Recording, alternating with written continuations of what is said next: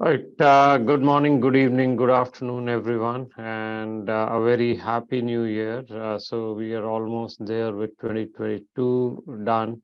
And today we have a special webinar for those of you specially preparing for Step 1. So we have Dr. Raj Shah from our panel who's going to talk about some tips around Step 1 now that it has become pass fail, how to approach it, what are the resources, how much time does it need, and some of the innovative ways in which we are trying to help out with the step one prep. And of course, for those of you who need help with rotations, with research, or other aspects of the match, we'll have Swati from our team help out as well as we go through the webinar.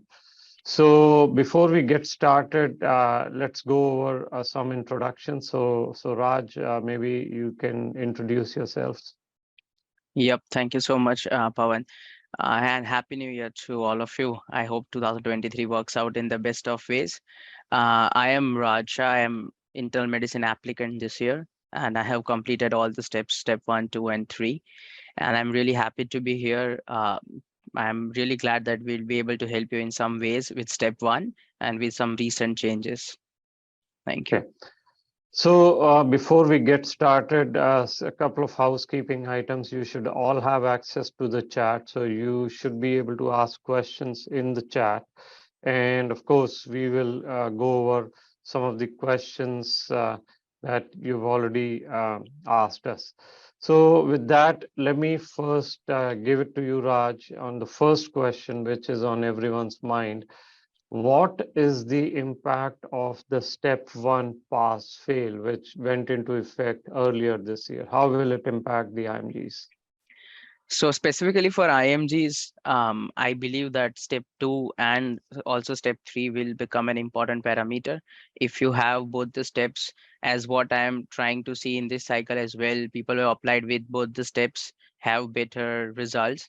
So with step 1 getting pass fail for IMGs, I believe the objective measures now reflects on step 2 and step 3. Along with that, other aspects, USCE, your letters, as well as some research, basic research as well, will matter a lot. So I see in overall application, you will have to be much better prepared with other aspects of your applications as well, with step 1 not being objective anymore. Okay, so just to summarize, since step one is not objective, it is the CK, maybe even step three score, along with research and possibly very strong USCE that will help the IMGs. Okay, so the next question is in terms of the planning for step one, in terms of the time commitment, in terms of the approach, how does that change now, or should it change now? Absolutely. That's a very good question because I'm very firm believer that your approach to step 1 should not change. Probably timeline might change for 2, 3 weeks here and there, but the way you approach your step 1, the way you decide your exam, learn the concepts should not change at all, because that reflects very heavily in your step 2 CK and in step 3 as well. They are increasingly asking you more content from step 1 in CK as well as in step 3. So I don't believe that your strategies, your methods of preparation should change. Presumably, your timeline, you can take step 1 if you are even confident to pass, that's fine. But I don't see any change in the way you prepare for the exam in the first place. Okay, so the next question, and my video is off for a bit, but the next question is in terms of the challenges that the students have been facing, whether it is the resource selection or unable to prioritize, can you shed some light on the what are the various challenges that the students face as they prepare for step one? Oh, yes, absolutely. I recall my days for preparing step 1. And one of the biggest challenges, like what resources do you want to use? Because now there are ample of resources, a lot of private players coming into pictures with their own question banks, with their own videos. So how do you approach step 1? As an IMG, it is slightly different from the way we are taught in the mid schools. So that slightly changes. But I believe primarily the resources have not changed. It's still first aid, Pathoma, basic Robbins, and then it changes to question bank. UWorld is still the gold standard. You can use other question banks to augment your preparation, but the basic resources remain the same.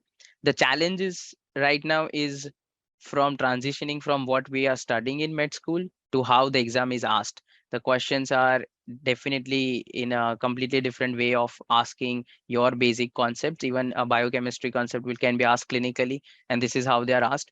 So this is what I faced, and I think most of the IMGs have similar issues in the transitioning from going to a textbook based learning to and totally applicative and clinical oriented exams. Okay, okay. So now let's talk a bit about how your course is geared towards helping the students crack the step one. So let me give some overview to our participants. So what we are trying to do is to make a very affordable course, which is very interactive. We are taking a class by class approach. So you can sign up for one class and it'll be 1.5 hours in a small group. And then, of course, there'll be a doubt clearing session for 3 to 4 days. So that's going to be our approach over Zoom and on a per class basis. That'll help you interact with our faculty like Dr. Raj Shah and others to help you prepare for step one. Now, give us some more details on how this approach is different compared to what others may have done.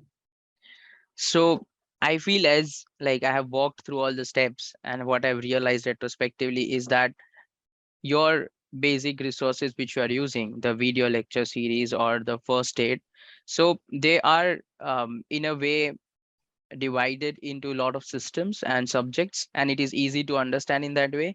But the questions, whenever they ask a question, it's not just one system or one concept. It's usually a mixture of three four things. What we are trying to do with this course is, I will probably give my notes and my preparation ways, small tricks here and there, which is very important to link two systems, two subjects, two concepts, which is how the questions are framed and asked. You won't have a question on an isolated concept alone, or a cardiovascular system, for example. The usually questions, they are spread along the system. So the way you prepare gets slightly different from the way questions are asked. And this is where I come in. This is where the whole team of Sati comes in. The whole class, for 1.5 hours, I'll walk you through some subjects, some topics, essentially making those bridges and gaps and links which can help you answer questions in a better way. Okay, okay. And of course, we are starting this course next week. It'll be very affordable. The pricing should be out by later today or tomorrow. And Swati, meanwhile, if you can send them the link to read more about the upcoming course. So that's one. The other thing, of course, is we do have an app now, so which can help you revise your concept. So you can download that app as well. So now that was very useful, Raj, and we'll probably keep talking about the course during the course of this webinar. But let's take some questions that students have earlier sent us, and then we'll go for questions here. So the first question is, how many UWorld questions did you do in a day? How long did it take you to write step one? So, if you're asking for my journey, then I was working as an intern in the COVID pandemic. So it took me 6 to 7 months to get through the whole preparation. And regarding how many UL questions a day, that's very subjective. Initially, I started with 20 questions, to be honest, in the whole day for 6 hours, because you need to break down every line of the question as well, and as well as the options and why the options are wrong in a also, not just the right. So initially it can start with 20 questions, but later on in your dedicated phase, you might solve up to 200 questions a day to build your stamina. So it really depends on which phase of preparation you are on, the number of questions you are solving. Okay. Uh, the other question is, Can I pass step one in 3 months? I did 70% of UWorld 5 months back. So, what do you recommend?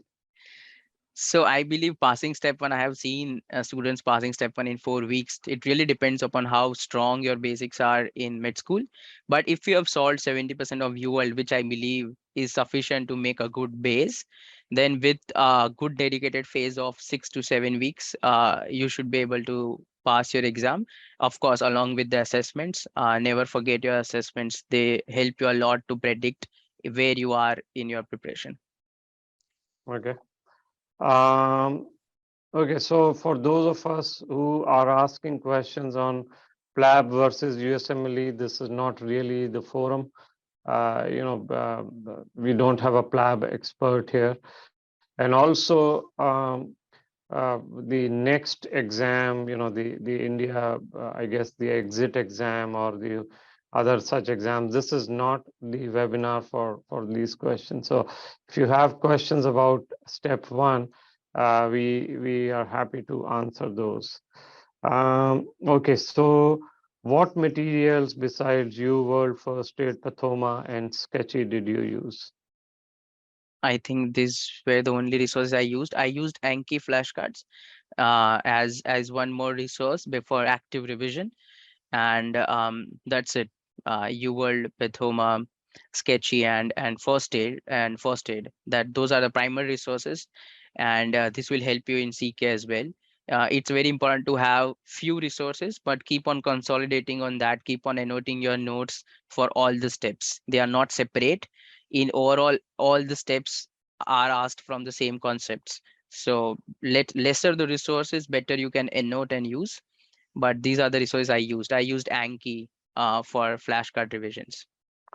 What is your opinion of question? What is your opinion of Amboss? Can I just go for Amboss given that it is much cheaper in comparison to UWorld? So Amboss, yeah, Fostered also has upgraded Amboss as a study resource in their recommendations, but I believe I use personally Amboss for my weaker subjects. UWorld is still the first and the best resource to go for, and you can augment your preparation with Amboss. There's no doubt about it. Amboss is relatively new. We don't have right now, I think, enough data to compare the results for 5 years. UWorld has been in with USMLE since I know, since a long time. So they are the proven and tested player. So I won't take any risk with Amboss. You can use Amboss for sure to augment, but not as a primary tool. Okay.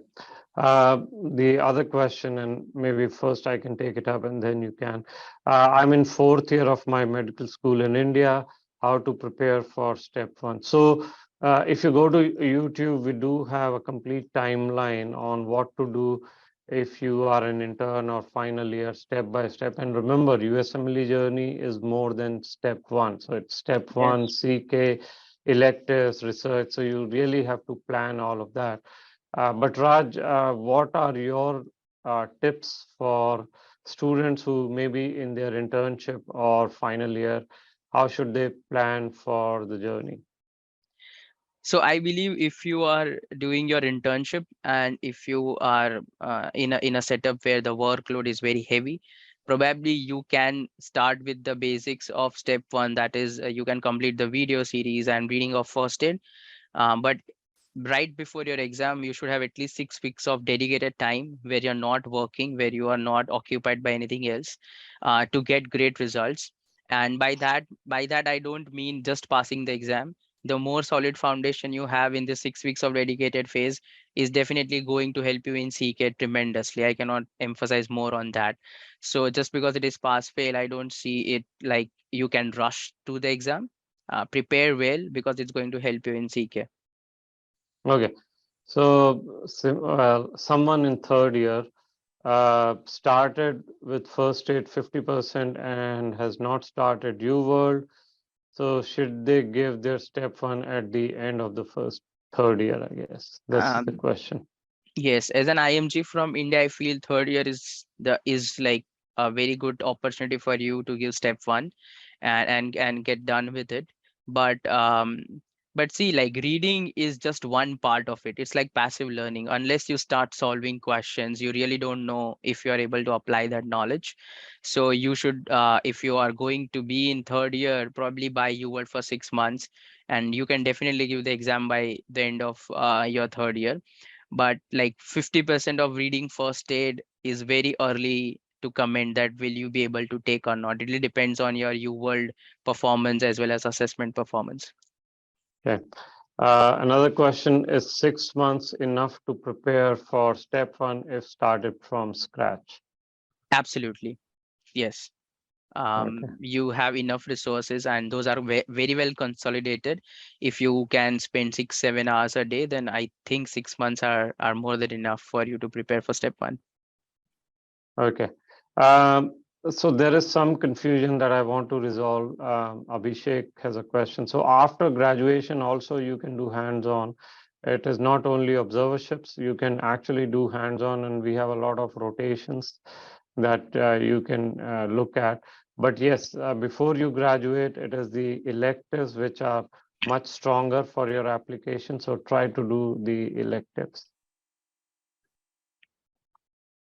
Uh, Next question. Well, I think Lokendra is asking, will there be any changes in USMLE exam after 2024? So if the question is about accreditation, we have a lot of other videos, Lokendra, about accreditation.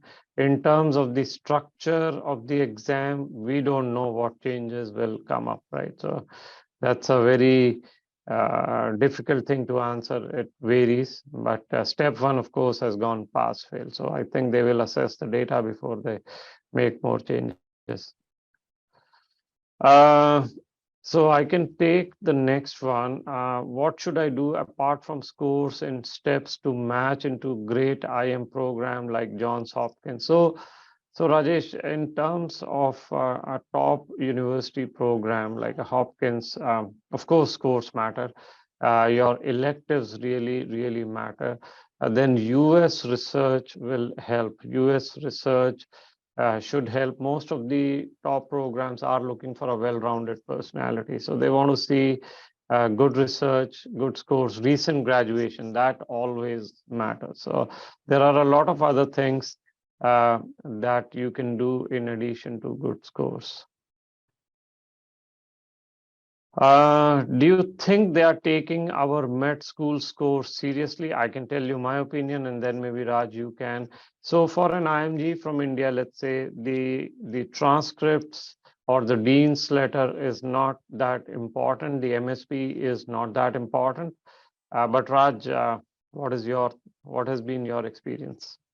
Yes, absolutely. I mean, I haven't seen that being asked a lot, whether your mid school scores matter a lot.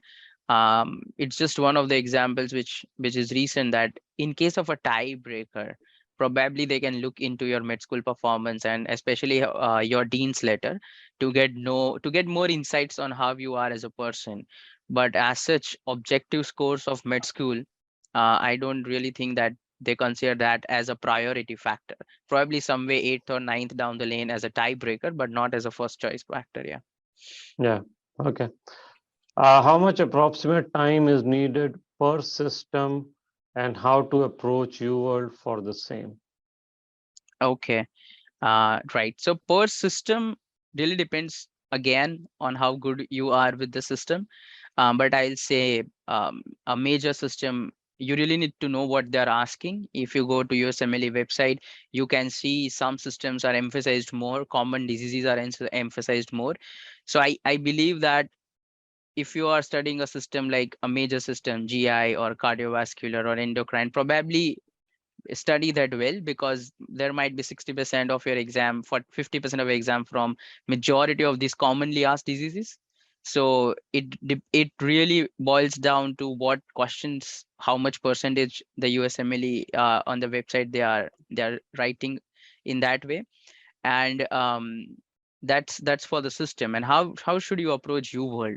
So initially you can start solving by different systems, like you can select cardiovascular and just solve cardiovascular, but I don't advise that at all in the long run, You should always solve in 40 in a scheduled block, like the real exam, mixed modules, and never separate, because it will bias your answer choices. In the beginning, for 1 week, it's good, it's okay to get comfortable with the UWorld questions, but as you progress into your preparation, it should be 60 minutes block, 40 questions, mixed, all the systems. Okay, thank you. Next question, and I'll tell you what I have seen, but you can also chip in. So, Jayanti is asking, I'm a third year MBBS student. I've just started my preparation. I wanted to take electives. How can I plan for that given that the third and the fourth year is very tight? So most students we've seen, they take a break in the internship from India, and then they go for the electives, then come back and finish off their degree, do the CK. But Raj, what is your suggestion if someone is planning for electives? Absolutely, that's the best way to do. You should pass all your exams, final year MBBS exam, and then in your internship, you can go for electives. You have to plan it really well. Probably in your when you are early in your final year, probably in May or June, you should start applying for electives for next year, because all the good places, all the good universities, they really take 4 to 6 months to prepare, to just process your document to give you an elective. So if you start preparing in your final year, then you can definitely go for electives in your internship. It really does not affect the overall timeline of your journey. Okay. Uh, I think, let me see if there are any other questions. But for now, I think we have answered all the questions. So to summarize, there are some changes in the step one because of the pass fail, but there's no direct change in the resources. And we are launching step one tutorship next month, where we'll take a class by class approach. So you can join one class or more than one class if you would like. It'll be 1.5 hours of lecture in a group setting to go over all the concepts and help you succeed in the step one journey. So that's pretty much what we had. Um, Now, if there are any other questions, you can type in, and we'll be here for a couple of minutes. For those of you looking for rotations or even our app for flashcards, it is available. Take a look at our website.